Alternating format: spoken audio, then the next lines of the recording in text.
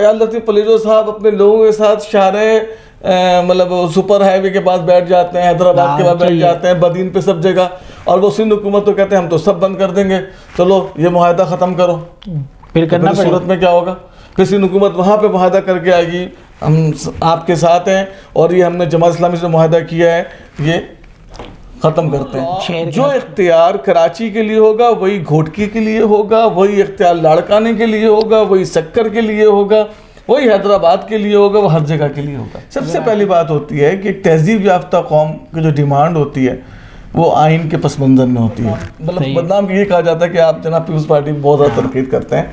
हम किसी सियासी जमात पे तनकीद नहीं करते, हम बात ये करते हैं कि जब आप सियासत कर रहे हैं तो आइन पाकिस्तान के हुदूद में। जलवे कराची फोरम वालों की मुहिम यही है कि आइन में जो चीज़ें दर्ज हैं उसका शऊर लोगों तक जो है वो पहुँचाया जाए, और पाकिस्तान में जो भी आइन है हमारा 1973 का, उस आइन को किसी तरीके से इम्प्लीमेंट करवाया। अगर जमात इस्लामी अगर इस पावर पे आ गई, इस रेंज पे आ गई है कि इसको तवज्जो दी जा रही है और इसमें है कि इसके मुतालबात माने जा रहे हैं, तो इनको ये चाहिए था कि पीएसपी को भी ऑन बोर्ड लेते हैं, एमक्यूएम को भी लेते, सारे खिलाफत अपनी जगह पे, सियासी जंग आपकी अपनी जगह पे, लेकिन जब कराची या सिंध की बात आती है तो आप सब एक जगह होके फिर एक लाइमलाइट बनाते, बोलते भाई ये है, आपस में मशवरा। एक दो चीज़ें 30 को आ रही है पीएसपी। अस्सलाम वालेकुम, मोहम्मद जुनैद आज फिर आपकी खिदमत में हाजिर हैं हेल्पलाइन 786 चैनल के साथ। और आज का प्रोग्राम हमारा जो है अपडेट है जमात इस्लामी का जो धरना ख़त्म हुआ है उसके ऊपर। मुख्तलिफ़ सियासी जमातों की अपनी राय आ रही हैं, 2-3 प्रेस कॉन्फ्रेंस सब लोग कर चुके हैं। आज अभी जमात इस्लामी ने भी दोबारा प्रेस कॉन्फ्रेंस की है, तो हम डॉक्टर साहब से आज तजिया लेंगे इस धरने से मुतालिक। क्या कहते हैं सर? हैप्पी एंडिंग, बिल्कुल खुशी खुशी सब कुछ ख़त्म हो गया अचानक रातों रात मिडनाइट? मेरा नहीं ख्याल है कि हैप्पी एंडिंग हो गई है। और दूसरी बात यह है कि मैंने जो प्रेस कॉन्फ्रेंस देखी है तो उसमें तो ये है कि वो जितने नुकात बता रहे हैं और उन नुकात के बाद वो ये कह रहे हैं कि फर्दर हमारा एहतजाज का सिलसिला भी चलेगा और ये होगा वो होगा। तो धरना तो आपके एक लास्ट स्टेज होता है, बिल्कुल आप लेट जाते हैं, बस जी हमें तो ये चाहिए जो भी आपका मुतालबा है, ठीक है। अब मुतालबा ज़ाहिर है कि कोई भी हुकूमत हो वो देखेगी आइन और क़ानून के। सबसे पहले आइन क्या होता है? एक बेसिक आइडिया होता है जिसके बारे में बताया जाता है जनाब के, जैसे कि आइन का आर्टिकल 140 से ये कहता है कि सियासी, इंतज़ामी और मालियाती सही है इख्तियार रखने वाली मुकामी हुकूमत। तो आइन कहीं नहीं कह रहा कि शहरी या दही, वो कह रहा है मुकामी सूबाई हुकूमत मुकामी हुकूमत को मुंतकिल करेगी। सही है, ठीक है। तो हमारे यहाँ जो ये बात की जाती है ना कि इख्तियारात में शहरी इख्तियारात और दही इख्तियारात, ये 1947 से पहले जो KMC का मामला था ना उसके मुताबिक किए जाते हैं। तो वो आज तक हमारे यहाँ लोग 1947 से पहले वाले KMC से बाहर ही नहीं आ रहे। उम्मीद करते हैं जो वादे किए गए वो पूरे हों, लेकिन आज तक धरनों के जो वादे पूरे, जो लिखत पर साइन सब कुछ ये अपनी बड़ी अहम बात बताई है कि अगर उससे पहले हम देखें तो वो ताहिरुल कादरी का धरना था कोई, उसमें भी पीपल्स पार्टी हंसते मुस्कुराते गई थी और वो जनाब ताहिरुल कादरी साहब लपेट के निकल गए थे, ठीक है। कुछ भी नहीं हुआ था 2013 के इलेक्शन से पहले, ठीक है। उसके बाद जनाब 126 दिन के धरने में भी वो रहे, फिर उन्होंने कहा भाई निकल गए। तो ये धरनों के बाद जो मुआहदे हैं ये कभी भी जो है नजर नहीं हुए, कभी भी नहीं हुए, पाकिस्तान हिस्ट्री में नहीं हुए। वो ये जब ही इम्प्लीमेंट हो सकते हैं कि जब अवाम मुकम्मल तौर पर खड़े हो जाएं। अवाम के खड़े, अभी भी मिसाल है कि अवाम खड़ी हो जाए, क्योंकि अभी आप ये नहीं कह सकते कि जमात इस्लामी के धरने में भी कोई 10 लाख 20 लाख 50 लाख लोग नहीं बैठे हुए थे। हार्डली बहुत हो तो 3000 4000 लोग, इससे तो नहीं होते थे। तो अब जो सूरत हाल है कि इसमें तो MQM मेरे ख्याल है कि वो भी जान लगाएगी, मेरे उसकी बका का मसला है, PSP जान लगाएगी, उसकी बका का मसला है, लगेगी। तो इसलिए जमात इस्लामी को इस पॉइंट ऑफ व्यू से ज़ाहिर है कि उनके पास भी थिंक टैंक है, वो भी बातें निकालेंगे। अब एक मिसाल ये हो सकती है कि जमात इस्लामी कह रही है, हम तो खुद इस बात के हक़ में कि डायरेक्ट इलेक्शन, मतलब कि मेयर हो, सही है। तो अब वो दूसरी जमातें कहेंगे बिल्कुल मेयर इसमें भी डायरेक्ट हो, CM भी डायरेक्ट बने, PM भी डायरेक्ट बने, प्रेसिडेंट भी डायरेक्ट बने, सब। तो अब सोचेगा इस पर कंसेंसस हो गया तो पाकिस्तान सही मायनों में जो है वो तब्दील होने की तरफ जाएगा इंशाल्लाह। ब्लेम गेम भी शुरू हो गया ना। अब ये कल इन्होंने धरना ख़त्म किया है, धरना ख़त्म करने से पहले तक ये बैठे हुए थे, ये मुस्तफ़ा कमाल के साथ भी मीटिंग कर आए, मुलाकात हुई इनकी, MQM के साथ नहीं हुई, लेकिन MQM भी यही बात कर रही थी कराची के मसाइल के ऊपर, PSP भी यही बात कर रही है, हकीकी भी यही बात कर रही है, PTI भी यही बात कर रही है। लेकिन तासुर ये दिया गया है कि जो इन सब के अंदर पावरफुल थी जमात इस्लामी थी, 28 दिन बैठी रही, पीपल्स पार्टी आई, उनसे बात की, उनसे एग्रीमेंट किया और वो फिर चली गई। अब मतलब ताफुजात तो है ना। अब PSP कह रही है कि ये जो गए हैं हमारा इनसे कोई वास्ता नहीं, MQM कह रही है हमारा इनसे कोई वास्ता नहीं है, ये जो भी मुआहदा करके गए हैं हम उनसे एग्री नहीं करते।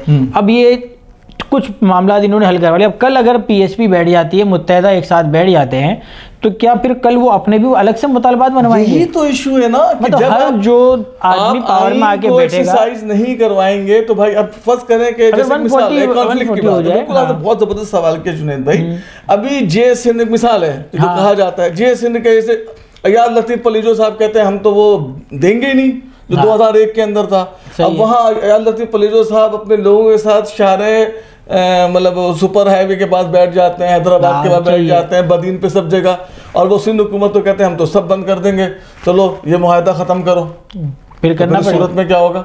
फिर सिंध हुकूमत वहाँ पे मुआहदा करके आएगी हम आपके साथ हैं और ये हमने जमात इस्लामी से मुआहदा किया है, ये ख़त्म करते हैं शहर के हक में। हाँ मसला तो यही है ना।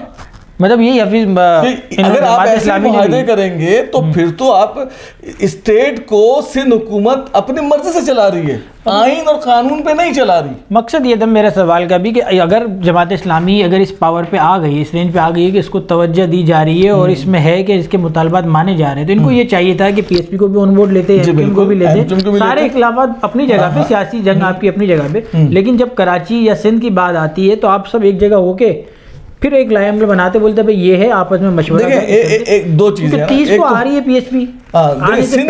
सिंध के मामले में तो वो तमाम पार्टियां आनी चाहिए जो सिंध की पार्टियां हैं। हाँ। अब अगर आप PTI की बात करते हैं, PTI की तो वफाक में हुकूमत है, PTI ने KP के अंदर क्या इख्तियारात दिए, PTI ने पंजाब के अंदर इख्तियारात दिए, तो वो किस मुंह से कहती है कि जनाब आप कराची में तो ये सब क्या है? सिर्फ और सिर्फ लोगों को बेवकूफ़ बनाने के धंधे हैं। कोई इस मुल्क से, आइन से पीपल्स पार्टी पे उंगली उठानी है उसको, पीपल्स पार्टी चूंकि वो एक फुटबॉल बन जाती है, उसकी हरकतें अपनी जगह, लेकिन वो सब फुटबॉल बना के हर एक जो है पीपल्स पार्टी को किक लगाना शुरू कर देता है हमारी अब। हाँ हमारी तरह हम भी इसी बात है, हमें बदनाम, मतलब बदनाम ये कहा जाता है कि आप जनाब पीपल्स पार्टी बहुत ज़्यादा तनकीद करते हैं। हम किसी सियासी जमात पे तनकीद नहीं करते, हम बात ये करते हैं कि जब आप सियासत कर रहे हैं तो आईन पाकिस्तान के हुदूद में रह के कर रहे हैं। तो आप जब सियासत करते हैं तो आप कहते हैं हम आइन के तहत लोगों को एक प्रपोजल देते हैं। सियासतदान वो होता है जो लोगों के लिए एक प्रपोजल लेकर आता है, सियासतदान वो नहीं होता जो बैठ के तकरीरें करे। उसके पास लोगों के मसाइल का कोई एक हल होता है जो लोगों के सामने पेश करता है, ठीक है, और उस हल को फिर जब लोग उसको वोट देके कामयाब करते हैं तो फिर उसको इम्प्लीमेंट करता है। समझ गए आप किस सियासी पार्टी से? मेरा किसी सियासी पार्टी से कोई ताल्लुक नहीं है, न किसी सियासी न किसी मजहबी, किसी से कोई ताल्लुक नहीं। बहुत से यूजर्स हमारे पूछते थे कि डॉक्टर साहब किस पार्टी से हैं भाई? हमेशा आप पीपल्स पार्टी पे ही तंकीद कर रहे होते हैं। नहीं, मैं तो आप देखिए मैं तंकीद नहीं करता, मैं सिर्फ बात वही करता हूँ जो फैक्ट्स है, मैं उस पर बात करता हूँ। आप देखिए MQM के हवाले से हमने मुस्तफ़ा कमाल पे कितनी शदीद तनकीद की है, जमात इस्लामी पे तनकीद की है, सब पे की है। मैं जो आपसे बात करता हूँ हमेशा, जो मैंने डिलीवर कराची फोरम वालों का जो एजेंडा देखा है उसमें यह है कि जी आप आइन के से हटकर बात नहीं करेंगे। डिलीवर कराची फोरम वालों की मुहिम यही है कि आइन में जो चीज़ें दर्ज हैं उसका शऊर लोगों तक जो है वो पहुंचाया जाए, और पाकिस्तान में जो भी आइन है हमारा 1973 का, उस आइन को किसी तरीके से इम्प्लीमेंट करवाया जाए। तो उस ज़ाहिर है कि मेरी भी बाइंडिंग है, तो मैं उनके दिए गए हुदूद से बाहर नहीं निकल सकता। सबसे पहली बात होती है कि एक तहजीब याफ्ता कौम की जो डिमांड होती है वो आइन के पस मंज़र में होती है। सही है।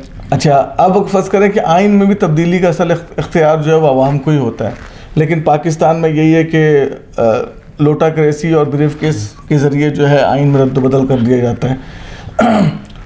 अब मामला यह है कि हाफिज़ नईमुर रहमान साहब कह रहे हैं कि हमने 140A को अचीव कर लिया। नहीं किया सर आपने, ठीक है, आपने किए ही नहीं। तो क्या इन्होंने क्या मुतालबात मंगवाने फिर?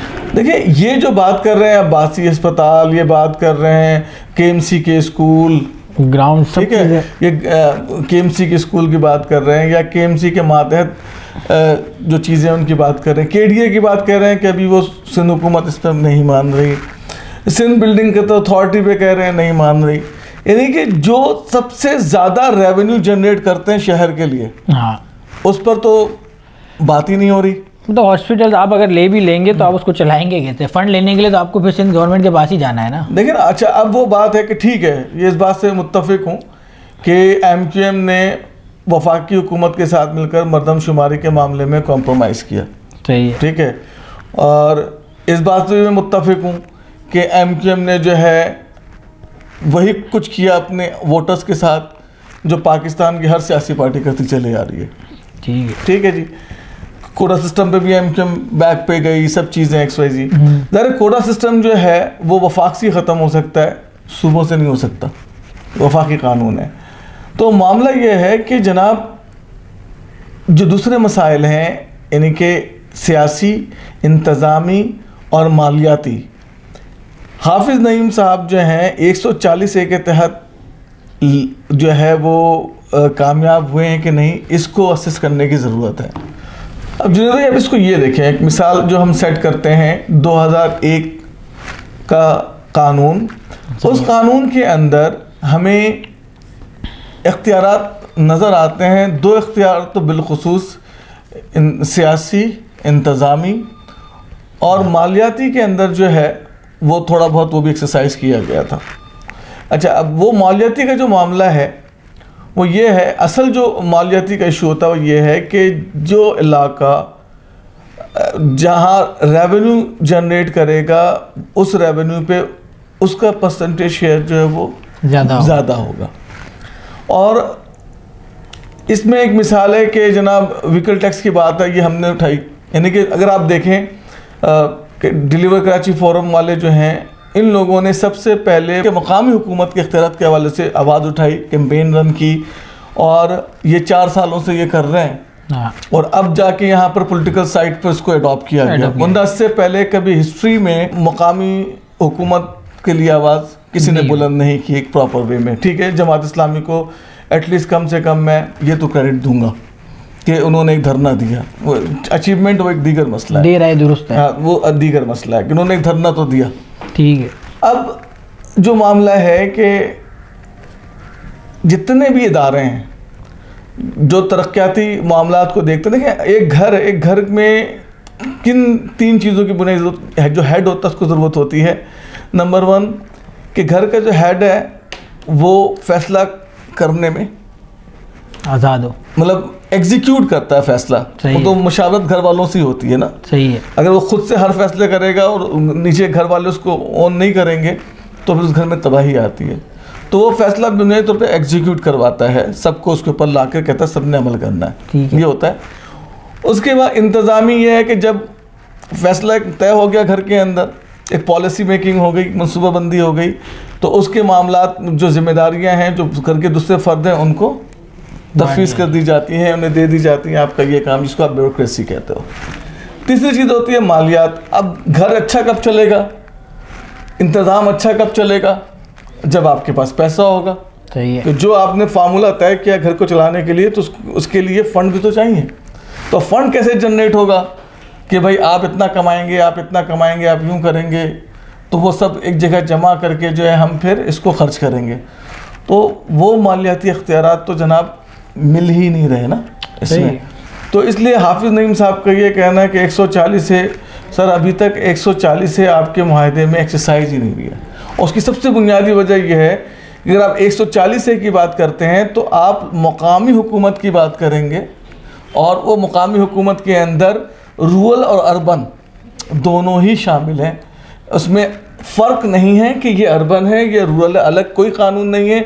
जो लॉ, जो इख्तियार कराची के लिए होगा वही घोटकी के लिए होगा, वही इख्तियार लाड़काने के लिए होगा, वही सक्कर के लिए होगा, वही हैदराबाद के लिए होगा, वो हर जगह के लिए होगा। अगर आर्टिकल 140 के हिसाब से चलेंगे 140 के हिसाब से तो पूरे ये केएमसी पे ही रुके हुए हैं, इससे आगे ये बस केएमसी से आगे जा नहीं रहे। तो इसका मतलब ये है, अगर आप ये बात कर रहे हैं कि जी आपने लिसानी, आप तो भी यहाँ लिसानी गेम खेल रहे हैं भैया, आप तो पूरे सिंध की बात करें ना, कि अब अगर आप ये क्यों कह रहे हैं कि सिर्फ कराची के अंदर जो है वो 7 डिस्ट्रिक्ट को मिलाकर जो एक मेयर मुंतखब वो बराह रास्त, तो हम भी बराह रास्त लेकिन हम कहते हैं ये बराह रास्त इंतखाबात सिर्फ कराची में नहीं होने चाहिए, पूरे में। अगर आप चाह रहे कि नर्सरी है लोकल गवर्नमेंट, तो सर ये लाड़काने में भी होने चाहिए, घोटकी में भी होने चाहिए, सक्खर में भी होने चाहिए, शिकारपुर में भी होने चाहिए, हैदराबाद, सब जगह होने चाहिए, पूरे सिंध में होने चाहिए, पूरे पाकिस्तान में होने चाहिए। सिंध की बात तो कम से कम आप करें। नहीं, मैं तो 140 तो पूरे पाकिस्तान की हम तो बात करेंगे ना, हम तो आईन पाकिस्तान की बात कर रहे हैं। ठीक है। तो अब ये भी एक चीज़ है कि इशू अपनी जगह कि दूसरे सूबे जो कुछ कर रहे हैं उस पर कोई कुछ नहीं कह रहा, क्यों कहेंगे वहाँ? ठीक है, हम सिंध के ऊपर सबसे ज़्यादा जोर से लगाते हैं कि यहाँ पर जो मामला थोड़ा दूसरा हो जाता है, तो यहाँ पर शायद वो वन नेशन पॉलिसी इतनी फिट नहीं होती, वरना हर सूबे में जहाँ जहाँ वन नेशन पॉलिसी फिट हो रही होती तो वहाँ पे शोर ही नहीं है, चाहे आप कान को यूँ पकड़ें या यूँ पकड़ें, मिलना तो हमें, इसलिए वहाँ पे आइन के इतलाक पे बात ही नहीं होती, ना शोर उठता है, और कराची से उठता है तो फिर आहिस्ता आहिस्ता वो धुआं दूसरी जगह जाता है। अच्छा, जमात इस्लामी वाटर बोर्ड के ऊपर भी रुकी हुई है कि वाटर बोर्ड का भी जो है इख्तियार जो है मेयर के पास आ जाएंगे? या देखें, वो पहले भी चेयरमैन जो था ना वाटर बोर्ड, ये आपका मेयर ही होता था बुनियादी तौर पे, सरबराह वही था। अब मामला ये है कि जो निकासी आब के इख्तियारात अगर आपने यूनियन कमेटी तक मुंतकिल नहीं किए, सही है, ठीक है, उसके पास इंतज़ामी इख्तियारात नहीं आए, तो अब वो क्या होगा कि जनाब कहीं गटर लाइन चौक हो गई, एक मिसाल है, तो अब लोग जाएंगे किसके पास? यूसी के पास ही नीचे यूसी क्या करेगी? यूसी जाके रिक्वेस्ट लेकर जाएगी कहाँ जनाब? वो जाएगी डिस्ट्रिक्ट सिस्टम के पास, नहीं है, वो कहेंगे हमारे पास चीज़ें नहीं है। हाँ, अब वो यूसी का नाजिम तो मर गया, जबकि 2001 में क्या था कि यूसी के नाजिम के पास इख्तियार था, तो उसने जैसे तैसे करके कराची में बहुत सारी जगहों पे जैसे तैसे करके वो अपने यूसी के लिए जो बुनियादी मशीनरीज थी वो ख़रीदने का अमल करता था, वो पैसे बचाता था। कि किसी ने वो बात बिल्कुल सही कही हाफिज़ नईम साहब ने कि उस ज़माने में लोगों ने ट्रैक्टर भी ख़रीदे हैं, ठीक है ना, तो वो निज़ाम इसी को तो कहते हैं कि जब उसके पास आपने इख्तियार दिया था तो उसका गिरबान लोगों के हाथ थे, अब तो नहीं है, अब तो वो ये सीधा बोलेगा मेरे पास इख्तियारात नहीं है। हाँ, अब मेयर के पास जाएंगे फिर मैं वही नहीं, असल जो चीज़ है ना कि पहले ये था कि इंतज़ामी इख्तियार दिए गए थे ना, कि जो लोकल गवर्नमेंट में हुकूमत बनती थी यानी सियासी, वो मंसूबा साजी करती थी। हाँ। और वो एग्जीक्यूट करवाती थी किसके ज़रिए? जो एक सिस्टम होता है कि आपके डीसी का ओहदा ख़त्म कर दिया गया था, ठीक है, ये तमाम के तमाम जो है वो टाउन नाजिम के अंडर होते थे, ठीक है, तो वहाँ पर टाउन नाजिम कोई ऑर्डर करता था, वो फ़ौरन उसको एग्जीक्यूट करवाते थे। अब थोड़ी ऐसा कुछ है, अब तो ऐसे नहीं। सबसे अहम बात यह है कि ये जो 2021 के ऑर्डिनेंस के अंदर जो कराची के अंदर यूसी की तकसीम की गई है वही गैर मुनसिफाना है, तो उस पर तो बात ही नहीं की। आप देखें, हमने जमात इस्लामी के धरने पे भरपूर मुहिम चलाई, ठीक है, कि जनाब कराची के हक के लिए बैठे, वोट देने का इख्तियार आपका है, आप जिसको चाहें दें, क्योंकि आपने अल्लाह को अपना जवाब खुद देना है, ठीक है, लेकिन हक के लिए तो खड़े हो। सही। तो हक जो है जितना कराची का है, कराची के लोगों का एडमिनिस्ट्रेशन पे हक है, उतना ही लाड़काने के लोगों का लाड़काने के एडमिशन पे हक है। तो आइन, हमने जो बार बार बात की है कि आइन आइन आइन, नो रूरल, यानी कोई देह नहीं, कोई अर्बन नहीं, बात यह है कि हर जगह मकामी जो हैं वो मकामी लोग वहाँ के एडमिनिस्ट्रेशन के जो है कस्टोडियन हो। मतलब आपका कहना ये है कि मकामी लोगों को ही पावर दिया जाए, वही फैसले करें, वही फैसले करें, वही पॉलिसी बनाए, वही पॉलिसी बनाए। जाहिर है कि कोई भी है जो पॉलिसी बनाएगा वो आइन के डोमेन में ही रहेगा, डोमेन में रहते हुए करेगा। आइन से तो कोई बाहर निकल ही नहीं सकता। मुस्तफा कमाल क्या यही कह रहे थे 2001 वाला निज़ाम सही था, हमें वही चाहिए, 140 का उसको तो वो जिस हिसाब से बनाया गया था वो तो फुली जो है वो इम्प्लीमेंट हुआ ही नहीं है। अब एक मिसाल मैं आपको दूँ ना कि उसमें इख्तियारात दिए गए थे कि मुकामी हुकूमत टैक्स भी लगा सकती है, ठीक है। वो उस हिसाब से अपना टैक्स डिज़ाइन करते। तो हमसे एक मॉडल कॉलोनी के एक नाजिम साहब थे, परवेज़ साहब, तो उन्होंने 2006-7 के अंदर मुझसे रिक्वेस्ट की थी कि जनाब मेरी यूसी मॉडल कॉलोनी, इसको जो है आप प्लान बना के दें, क्योंकि मैं 2 मरतबा इलेक्शन जीत चुका हूँ, तीसरी मरतबा पब्लिक के पास जाने के लिए मेरे पास कुछ तो हो। सही है। तो आप यकीन करें, वो शख्स परवेज़ सिद्दीकी पहला शख्स था पाकिस्तान के अंदर जिसने अपने यूसी में का एक डिजिटल डेटा बनाया था, हमने बना के दिया था। और उसमें उसने तमाम यानी कितने घर हैं कैलकुलेट करवाया था, कितने स्कूल हैं, कितनी उस मस्जिद मतलब के हॉस्पिटल की कहाँ रिक्वायरमेंट है, रोड कंजेशन को कैसे ख़त्म किया जाएगा, कमर्शियल एक्टिव। यानी कि उस शख्स ने कहा कि जब मैं इलेक्शन में जाऊं तो पब्लिक के पास कुछ तो लेके जाऊं। सही है। तो पॉलिटिशियन ये होता है, वर्किंग ग्राउंड उसने रिक्वेस्ट की, उसने कुछ मतलब उस ज़माने में, ठीक है जी, हमारे जो लोग थे मेरे साथ 6-7 लोग और थे, क्योंकि एक बंदे का काम था नहीं है। तो लोगों ने फिर वॉलंटियरली उनको करके दिया था। तो जो एक्सपेंस आए थे सामान के बंदों के 50,000 रुपये, वो उन्होंने पे किए थे। बाकी जितने भी लोग उसमें थे वो सब उन्होंने जो है वॉलंटियरली इसको करके दिया था। तो सर ये होता है लोकल गवर्नमेंट में काम। अब मैं आपको ये बताऊं कि उस वक्त जो कैलकुलेट करके दिया गया था कि 1 महीने में आई थिंक 9 मिलियन के करीब जो है रेवेन्यू वहाँ पे कलेक्ट हो रहा था।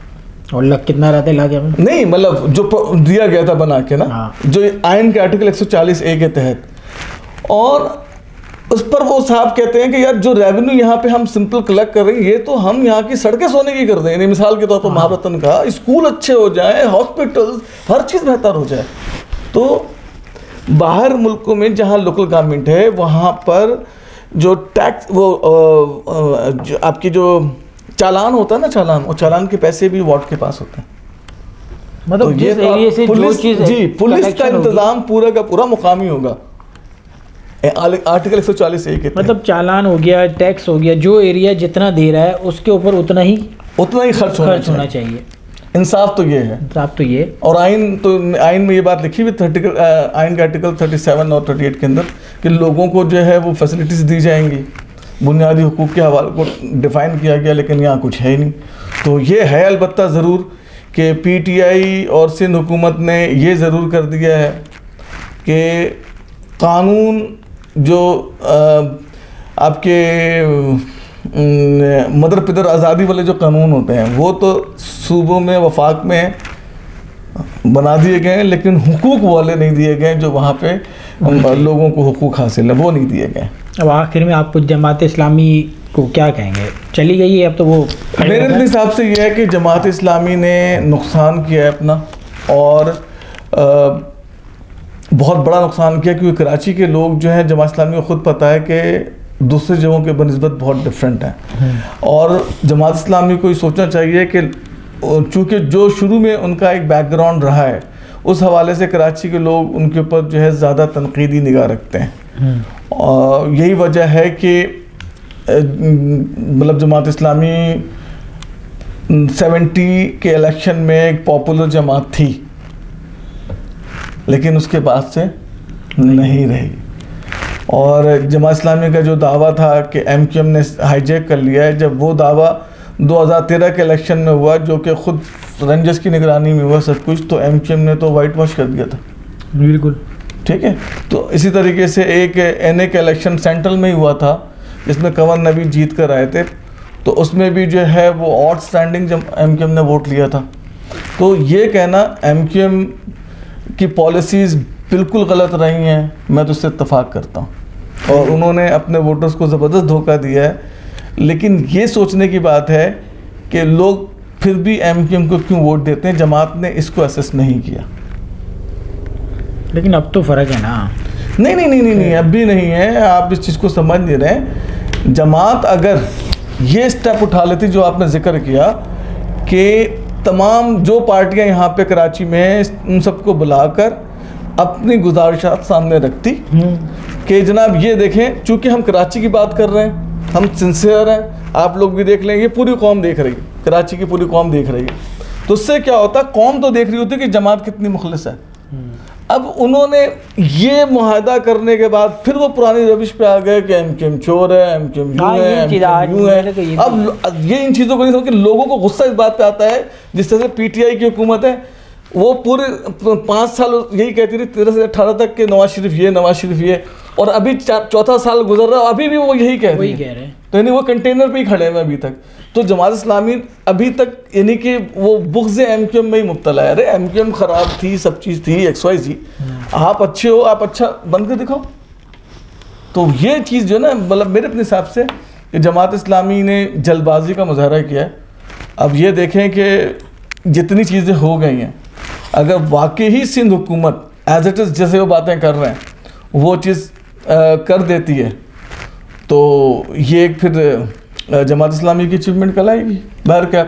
लेकिन यार दूसरी जमातें जो हैं वो तो आराम से नहीं बैठेंगी, सीधी सी बात। तो ये तो मामला यही है कि अगर कंसेंसस कर लेती जमात इस्लामी तो उसको बहुत फ़ायदा होगा। तो ये छोटा सा हमारा एक प्रोग्राम था जिसमें जमात इस्लामी ने क्या खोया क्या पाया वाला। आप उम्मीद करते हैं हमारा प्रोग्राम आपको अच्छा लगा होगा। अपने फीडबैक से हमें आगाह करते रहे। अस्सलाम वालेकुम।